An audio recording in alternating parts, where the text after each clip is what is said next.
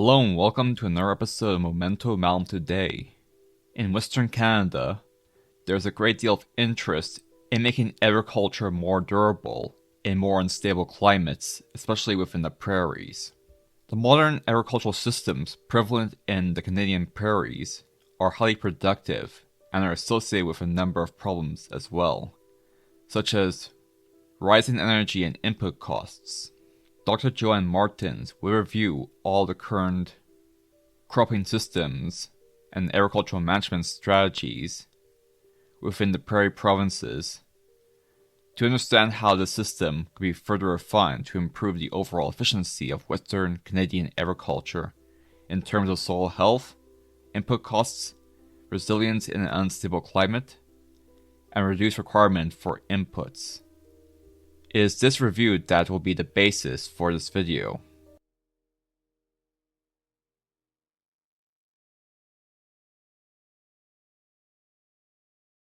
The first common strategy used in the diversification of crops is crop variety selection.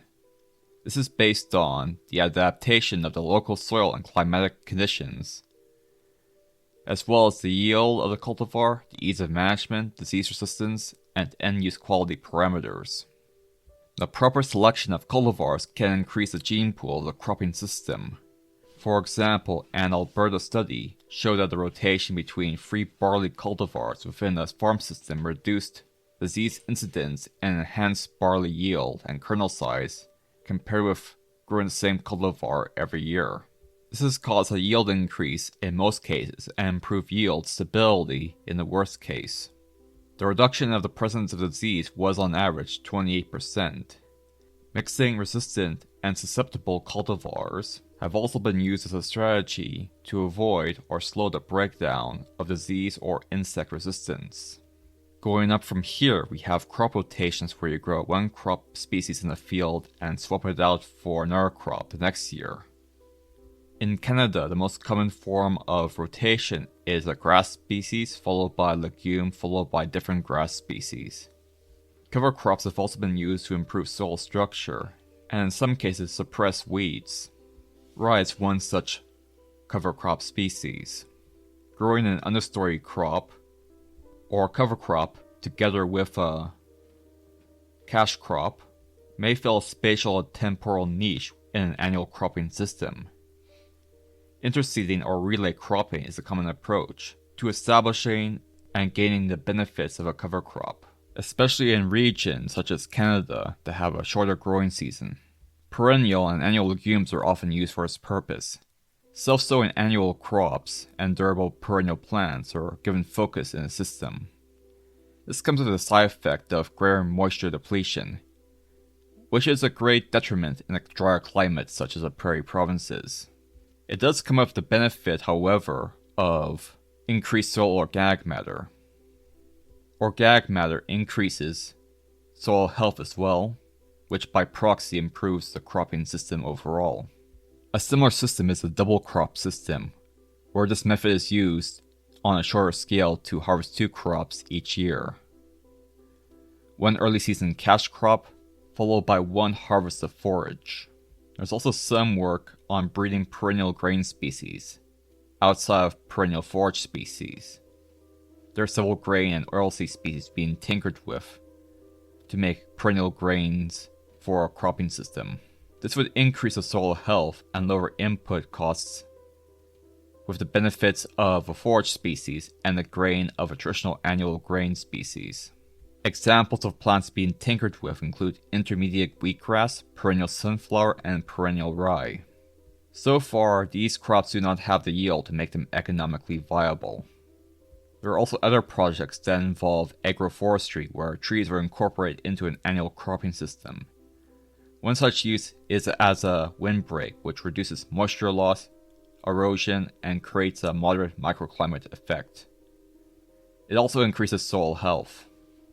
These systems are hoped to be incorporated into an intercropping system, which will allow for a simultaneous production of both tree species such as poplar for biofuel, fruit for direct consumption, and grain and oil seeds. Experiments involved in the different types of agroforestry systems found that C4 crops such as corn are diminished by the system, but C3 crops like most legumes, canola, and most small grain species are benefited.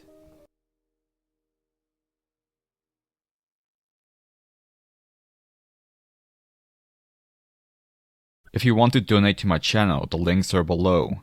If you want to buy my book, you can also find that link in the description box below.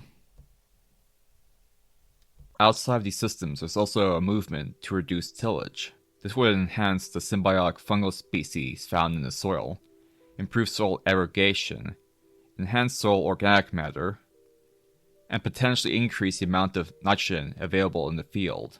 There's also yield increases under dry conditions, but yield losses under wet conditions when it comes to reduced to no tillage production strategies. Although the amount of potential nitrogen towards a plant increases, the rate of nitrogen becoming available to plants decreases for 9 years before the process reverses. On the manure side of things, the use of manure as a nutrient source for crops is diminished with the separation of crop and livestock production systems, and the availability of easy-to-use synthetic fertilizers. As a result, manure is often treated as a waste product rather than a source of fertility and organic matter for cropping systems. However, these inputs do increase soil health and provide nutrients, but there's also a risk of contamination of surface and groundwater. On the topic of non-synthetic inputs, various legume species, such as cover crops of legume origin and several other species, like lentil, incorporate nitrogen into the soil. Lentil and vetch can incorporate between 50 and 100 kilograms of nitrogen per hectare into the soil. And like manure and all cover crops, these also improve soil health. Another major project that's going on is an attempt to reintegrate crops and livestock. This would incentivize the production of forages and the use of manures to improve soil health overall. Integration can occur either on a single or mixed farm, or in a cluster of various types of specialized farms trading with each other.